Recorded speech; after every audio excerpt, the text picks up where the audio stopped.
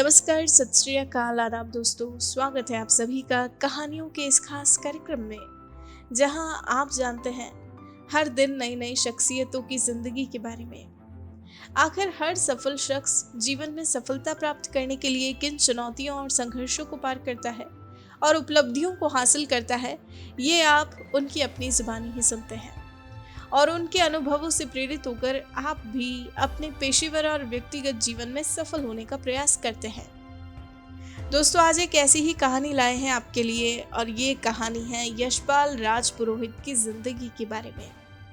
जी हाँ, आज हम जानेंगे इनकी जिंदगी से जुड़े तमाम अनुभवों के बारे में। वैसे आपको बता दें, यशपाल राजपुरोहित एक फिजियो डॉक्टर है और राजसमंद में रहते हुए पिछले 10 सालों से फिजियोथेरेपी की प्रैक्टिस कर रहे हैं। इसके साथ ही ये अपने प्राइवेट क्लिनिक पर भी सेवाएं देते हैं। पेशेवर कामकाज के अलावा ये एक सामाजिक कार्यकर्ता भी है दोस्तों, जो सामाजिक कार्यों में भी सक्रिय रूप से अपना योगदान देते हैं। आपको बता दें, पाली जिले के एक गांव शिव तालाब में जन्मे यशपाल ने अपना बचपन यहीं बिताया। गांव के ही सरकारी स्कूल से स्कूली शिक्षा पूरी करने के बाद आगे की पढ़ाई के लिए ये मैंगलोर गए और फिजियोथेरेपी में बैचलर और मास्टर की डिग्री ली। हालांकि मैंगलोर में रहने के दौरान अलग भाषा और संस्कृति होने के कारण कुछ मुश्किलें भी आई, लेकिन इन्होंने तमाम मुश्किलों को पार करते हुए अच्छी शिक्षा प्राप्त की और पुनः राजसमंद लौटे, और तभी से ये यहाँ प्रैक्टिस कर रहे हैं। इन्होंने हमेशा अपने पेशे से और अपने काम से प्यार किया है दोस्तों, और एक जोश और जुनून के साथ आगे बढ़ते हुए ही आज सफलता का ये मुकाम प्राप्त किया है। तो अब आइए मिलते हैं इनसे और इनकी सफलता की ये प्रेरक कहानी सुनते हैं इनकी अपनी जुबानी। माई सेल्फ डॉक्टर यशपाल राजपुरोहित। मैं राजसमंद में प्रैक्टिस कर रहा हूँ। फिजियोथेरेपी प्रोफेशन है मेरा। करीब 10 साल पूरे हो गए यहाँ पे प्रैक्टिस करते हुए। मेरा पर्सनल प्राइवेट क्लिनिक है और फिजियोथेरेपी प्रोफेशन को अपग्रेड करने के लिए मैं प्रैक्टिस के साथ साथ एकेडमिक टाइप के काम भी करता हूँ, सोशल वर्क भी करता हूँ, जिससे मेरे प्रोफेशन को आगे ला। मेरा बचपन पाली जिले के एक गांव है शिव तालाब, भगवान शिव के नाम पे गांव का नाम है शिव तालाब। वहाँ मेरा जन्म हुआ था और 10th तक की स्कूलिंग वहीं से हुई मेरी। तो स्कूलिंग टाइम इकोनॉमिक के हिसाब से परिवार इतना सक्षम नहीं था कि पढ़ाई वगैरह अच्छे से हो पाए वगैरह, तो गवर्नमेंट स्कूल में पढ़ाई की है ना। 11th-12th मैंने राजसमंद से की। बड़े भाई है मेरे, उनका सहयोग हमारे परिवार को ज़्यादा मिला और उन्होंने पढ़ाई में मेरे बहुत हेल्प की, उन्होंने ही सब कुछ किया मतलब। तो उसके बाद कॉलेज लाइफ, फिर 11th-12th के बाद मैं मैंगलोर गया।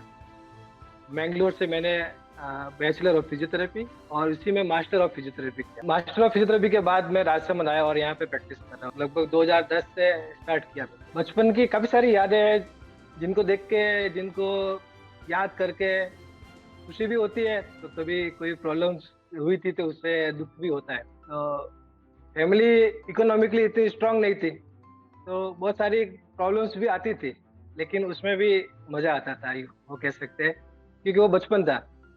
स्कूल टाइम में टीचर्स भी कहते थे कि क्या बनोगे, है ना। बड़े होके लगभग 7th-8th में थे तो बोलते थे क्या बनोगे, तो हर एक स्टूडेंट को पूछते थे। तो उसमें मैंने कहा था एक चीज, वो मुझे याद है अच्छे से, कि मैं डॉक्टर बनूंगा। तो भगवान ने वो करके दिखाया, है ना। काफी सारी यादें बचपन के, फ्रेंड्स वगैरह घूमते थे साथ में, और वो गेम, जो बचपन के गेम थे ना, वो आजकल नहीं है ना। वो चीजें जो गिल्ली डंडा है ना, जो बाहर खेलते थे घर के बाहर, आउटडोर गेम जिससे, वो गायब हो गए सब। अभी मोबाइल गेम ने पकड़ लिया पूरा सब कुछ, बच्चों को जकड़ लिया है। तो बचपन के वो गेम याद आते हैं, वो दोस्त याद आते हैं। अच्छा गांव का माहौल था, अच्छा खाना था, मिलावटें नहीं थी। अभी अभी बहुत कुछ चेंज हो गया है। फिजियोथेरेपी प्रोफेशन मैंने चूज, एक्चुअली मुझे इसका आइडिया नहीं था कि ये प्रोफेशन क्या होता है। तो कई मेरे रिश्तेदार थे, उनके थ्रू पता पड़ा कि उनके कोई मिलने वाला मैंगलोर में पढ़ाई करने गया था। फिर पता पड़ा है वो फिजियोथेरेपी की पढ़ाई होती है। तो मैंने वो फर्स्ट टाइम सुना था उस समय फिजियोथेरेपी, क्योंकि एक ही टारगेट था कि एमबीबीएस करना है, ये ऐसा पूरा। लेकिन वो सुना तो लगा कि चलो यहाँ से मैंगलोर जाएँगे, मैंगलोर भी यहाँ साउथ पूरा अलग हो गया। राजसमंद से मैंगलोर जाना पूरा अलग था। लेकिन दिमाग में आया कि वहाँ पे एक स्कोप ये जग रहा था कि आप मैंगलोर की पढ़ाई करने के बाद आउट ऑफ इंडिया भी जा सकते हो, ये दिमाग में था। फिजियोथेरेपी एक उभरता हुआ फील्ड है, तो 2-4 डॉक्टर से भी कंसल्ट किए उस समय। तो उन्होंने भी कहा कि ये इसकी डिमांड आएगी आगे जाके, बहुत बढ़िया फील्ड है। और फिर मेरे बड़े भाई साहब मेरे को लेके गए मैंगलोर, रिश्तेदार भी साथ आ गए और ये शुरुआत वहाँ से हुई। जितने भी पढ़ाई करने के लिए जब मैंगलोर गया, तो पहला स्ट्रगल देखने जाए तो वहाँ की लैंग्वेज, वहाँ का कल्चर पूरा अलग था। साउथ इंडिया नॉर्थ इंडिया से पूरा अलग है। इवन खाना भी पूरी तरह से अलग। तो वो जाते ही वो प्रॉब्लम थी कि क्या खाए क्या न खाए। एक वेजिटेरियन थे हम लोग, तो और भी ज्यादा प्रॉब्लम, क्योंकि वहाँ नॉनवेज ज्यादा चलता है। लैंग्वेज समझाना मुश्किल हो रहा था, कन्नड़ लैंग्वेज, हिंदी लैंग्वेज, और दूसरा हिंदी मीडियम से पढ़ा हुआ था, तो ये कोर्स भी पूरा इंग्लिश में है, तो थोड़ी सी दिक्कत वो भी थी। इंग्लिश मीडियम एकदम से स्टार्ट हुआ था मेरा, तो वो एक शुरुआत में काफी दिक्कतें थी उस चीज को पकड़ने के लिए। लेकिन मेहनत की तो वो चीज कर पाया। खाना भी धीरे धीरे एडजस्ट हो गया, कल्चर भी वहाँ का धीरे धीरे हो गया, और समय निकलता गया। फिर बहुत अच्छे अच्छे दोस्त बन गए कॉलेज टाइम में। ये बहुत प्लस पॉइंट था कि कॉलेज लाइफ के जो दोस्त होते हैं ना, वो कुछ अलग ही होते हैं, उसको अपन बयां भी नहीं कर सकते। तो उन दोस्तों के साथ जो समय निकला वहाँ पे, लगभग 4.5 साल तो मेरा डिग्री कोर्स और 2 साल मास्टर्स कोर्स, वो बहुत बढ़िया निकला। तो स्ट्रगल दोस्तों के साथ कम होते गए। इकोनॉमिकली स्ट्रांग न होने के कारण फीस वगैरह या जो भी वहाँ के खर्चे, रूम रेंट, खाना पीना, थोड़ा सा दिक्कत थी, तो थोड़ा बचा कर चलते थे कि कहीं पे कम खर्चा हो, चलो ये बस में 2 रुपए लग रहे हैं तो यहाँ पे पैदल चला जाए, तो पैदल चल के जाना, रिक्शा को अवॉइड करना, दोस्तों की थोड़ी बड़ी हेल्प, या बर्थडे पार्टी वगैरह नहीं करना।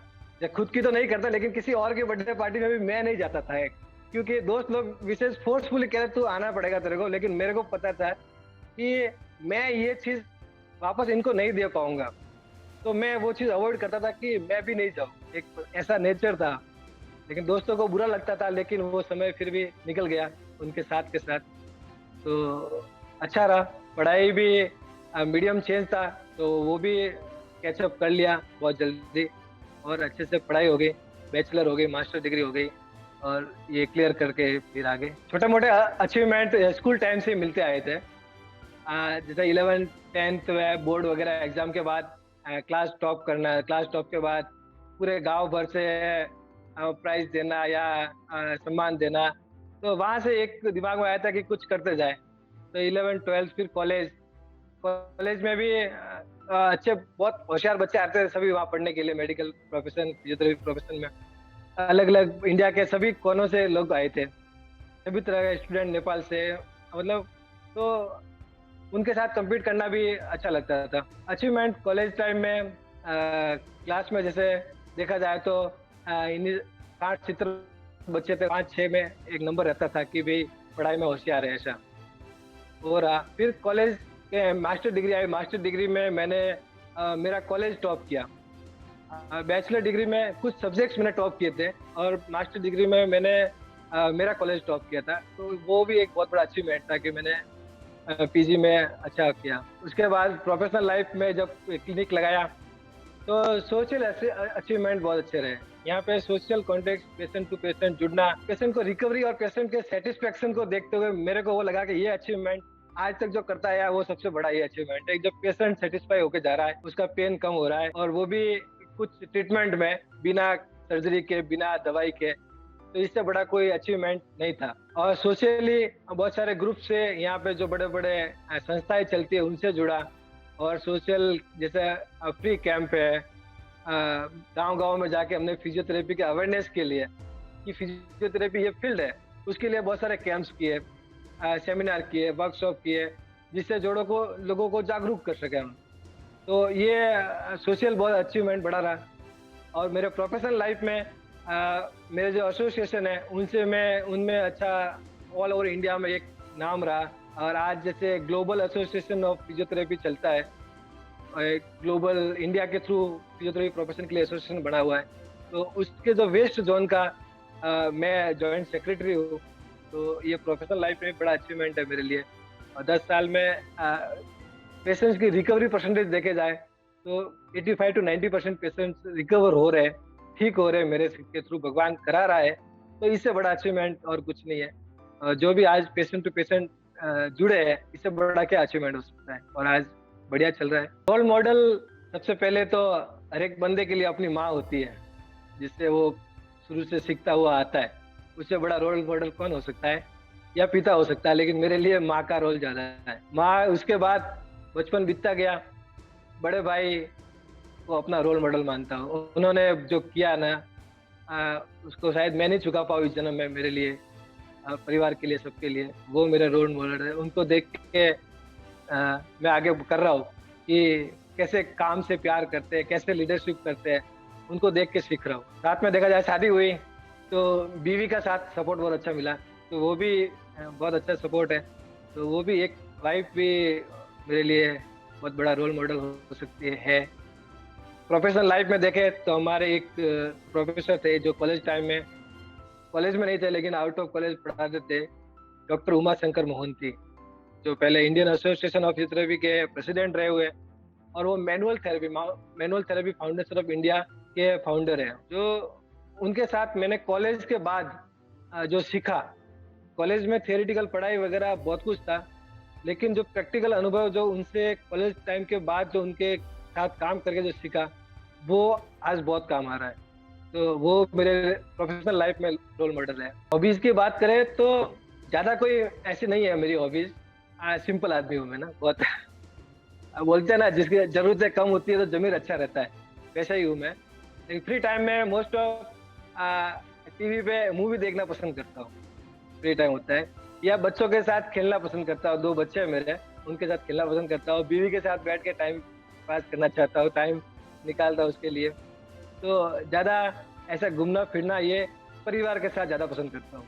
ये मेरी हॉबीज है। हॉबीज में देखा जाए तो फ्री टाइम में कुछ प्रोफेशनली वर्क कैसे हो सके, आगे क्या करूंगा, उसके बारे में भी सोचता हूँ और उस पर काम करता हूँ। जैसे क्लिनिक के बारे में, पेशेंट्स कैसे, नंबर ऑफ पेशेंट बढ़े, या कैसे पेशेंट को आगे रिकवरी, कौन सा पेशेंट नहीं ठीक हो रहा है तो उसको क्या कर सकता हूँ आगे, ये भी दिमाग में आता रहता है, वो भी चलता रहता है। तो बाकी सिंपली खुश रहने के लिए मूवी देखना और परिवार के साथ टाइम निकालना, ये ज्यादा पसंद करता हूँ मैं। और हॉबीज में देखा जाए तो थोड़ा सा गेम, बैडमिंटन वगैरह खेलना भी पसंद करता हूँ मैं। वो कभी आउटडोर गेम के लिए निकले, साइकिलिंग, मॉर्निंग साइकिलिंग पसंद करता हूँ, जो हेल्थ के लिए भी अच्छा, और बॉडी भी ठीक रहता है उससे। साथ ही देखा जाए तो दोस्तों के साथ लिंक, कॉलेज फ्रेंड हो, स्कूल फ्रेंड हो, उनको कनेक्टिविटी बना के रखना ज्यादा पसंद है मुझे, कि वो दूर नहीं हो। अगर वो कहीं बिजी है तो मैं ही आगे से फोन कर दूं, उनसे बात कर दूं। तो जब भी फ्री टाइम मिलता है तो एक आधे दोस्त से बात करने का ज्यादा दिमाग में आता है कि उनसे कनेक्टिविटी रहे।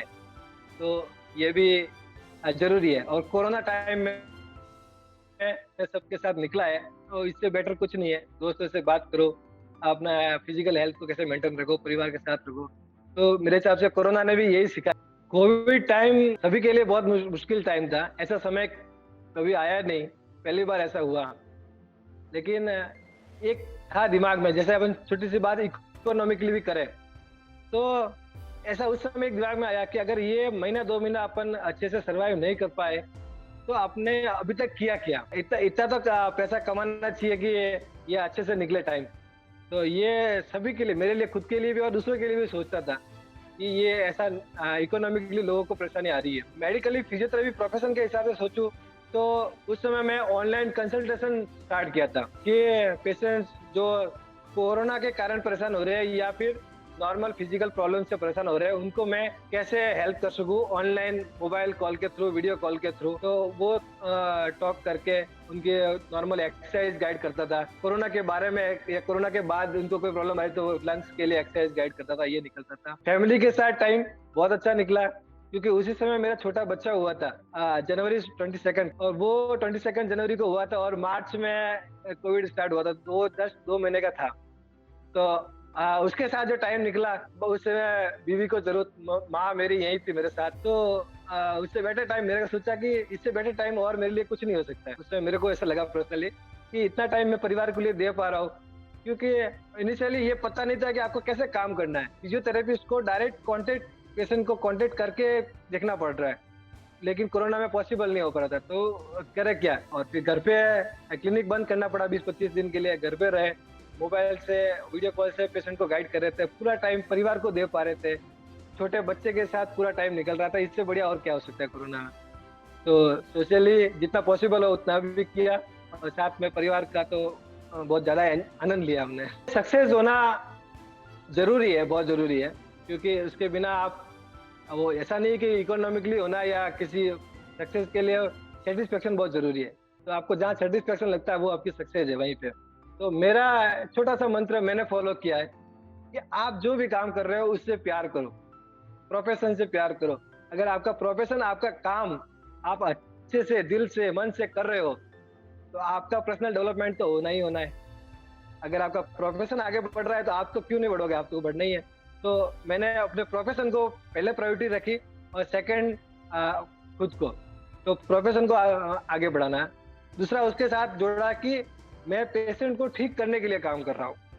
पैसे को मैंने सेकेंडरी रखा अभी तक, तो ऊपर वाला ऐसे ही रखे। तो इनकम तो आएगी, अब पैसे की जरूरत सबको, सब पैसे के लिए काम करते हैं, लेकिन पेशेंट का ठीक होना जरूरी है, पहली प्राथमिकता वो है। सेकंड आपका फीस, आपका जो भी आपको बनता है वो लेना है। तो ये मंत्र है कि आप कोई अच्छे नेक कार्य से करो, अपनी नीयत सही रखो, तो सक्सेस मिलती है। और आपको कुछ काम करना है तो शुरू करो उसको, ऐसा नहीं कि कल करूंगा सोच में बैठ जाओ। तो एक मंत्र छोटा सा, मैं बहुत टाइम से एक चीज लाइन मेरे को याद है कि if you want to do something better then start now.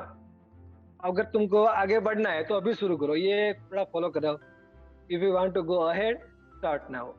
तो ऐसा प्रोफेशन से प्यार, वर्क। अभी जो बच्चे 11-12 कर रहे हैं या जो फ्यूचर के लिए प्लान कर रहे हैं, कॉलेज पढ़ रहे हैं, कुछ भी, उनको आगे वो चाहते हैं कि कोई मेडिकल प्रोफेशन चूज करे, MBBS, dental, physiotherapy, Ayurveda, homeopath, जो भी उनका इंटरेस्ट है उसके हिसाब से जाना चाहे। तो मेरे हिसाब से अभी के टाइम में फिजियोथेरेपी का बहुत ज्यादा इम्पोर्टेंस है। मैं, मेरे प्रोफेशन है इसलिए नहीं कह रहा हूँ, लेकिन अभी प्रैक्टिकली देखा जाए तो जो चीज दवाई, सर्जरी, ये सबसे पॉसिबल नहीं हो रही है, वो फिजियोथेरेपी प्रोफेशन में बिना दवाई बिना सर्जरी के हो पा रही है। स्किल हैंड कह सकते हैं कि अपने हाथों से ट्रीटमेंट कर रहे हैं। तो फिजियोथेरेपी प्रोफेशन के लिए मैं विशेष कहना चाहूंगा कि ये प्रोफेशन जरूर चूज करें, और इसमें स्कोप बहुत तगड़ा है। पहले एक था कि स्पोर्ट्स तक एक लिमिटेशन थी फिजियोथेरेपी की, वहीं पे स्पोर्ट्स लेवल तक दिखा जाता था कि फिजियोथेरेपी भी कुछ होता है, लेकिन आज हर एक आम आदमी को फिजियोथेरेपी की जरूरत है, चाहे वो बीमार हो या वो फिट हो। फिट को फिट रहने के लिए जरूरत है, और बीमार को ठीक होने के लिए जरूरत है। तो बेटर ऑप्शन इससे क्या हो सकता है आज की तारीख में। तो मेडिकल प्रोफेशन की एक रीढ़ की हड्डी बन गई है, जो हर एक प्रोफेशन के साथ होना इसका बहुत जरूरी है। ऑर्थोपेडिक हो, आफ्टर सर्जरी हो तो भी ये काम आएगी। हार्ट की प्रॉब्लम हो, हार्ट के ऑपरेशन हो गया उसके बाद भी फिजियोथेरेपी काम आएगी। कोरोना के बाद भी फिजियोथेरेपी के थ्रू लंग्स को मजबूत किए जा रहे हैं, बॉडी को वापस रिकवरी ली जा रही है। तो best option physiotherapy profession choose करें आज की तारीख में। और इसका एंट्रेंस भी बहुत इजीली हो जाता है, 12th के बाद अच्छे परसेंटेज हो तो आपको एंट्रेंस एग्जाम की जरूरत भी नहीं पड़ रही है। अच्छे कॉलेजेस, अब पहले साउथ इंडिया जाना पड़ रहा था हमको, अभी नॉर्थ इंडिया में बहुत सारे कॉलेजेस हैं, तो यहाँ से भी पढ़ाई कर सकते हैं आप। और ये जो भी इसमें आना चाहे, ये प्लेटफॉर्म के थ्रू अगर मैं बता रहा हूँ तो शायद मेरा कॉन्टेक्ट नंबर वगैरह इसमें होंगे, तो मेरे को कॉन्टेक्ट कर सकते हो आप लोग, पर्सनली कुछ पूछ सकते हो, या अगर इंटरेस्ट हो तो मैं बता सकता हूँ। और प्रोफेशन, मैं खुद बहुत सेटिस्फाइड हूँ इस प्रोफेशन से। अच्छी रिकवरी देख के पेशेंट्स के, बहुत सारे ऑपरेशन टल गए जो बड़े भारी मुसीबत में, साइटी का ये वो, जिनको ऑपरेशन करने की जरूरत थी वो भी ऑपरेशन बिना ऑपरेशन के चल रहे। तो वो कहते हैं कि वो एक सर्जन होता है, वो आपको लाइफ दे सकता है, तो फिजियोथेरेपी क्वालिटी ऑफ लाइफ दे सकता है। तो इससे बेटर ऑप्शन मेरे हिसाब से नहीं है, और जिसको इंटरेस्ट है बेस्ट ऑप्शन है आज की तारीख में। आप फिजियोथेरेपी प्रोफेशन या मेरे बारे में और जानकारी चाहते हो तो मेरा एक फेसबुक पेज है, health plus physiotherapy and pain clinic के नाम से। तो आप उसको फॉलो कर सकते हैं और जुड़ सकते हैं। और थैंक यू सो मच आप सबको कि मेरे को आप सुन रहे हो, देख रहे हो।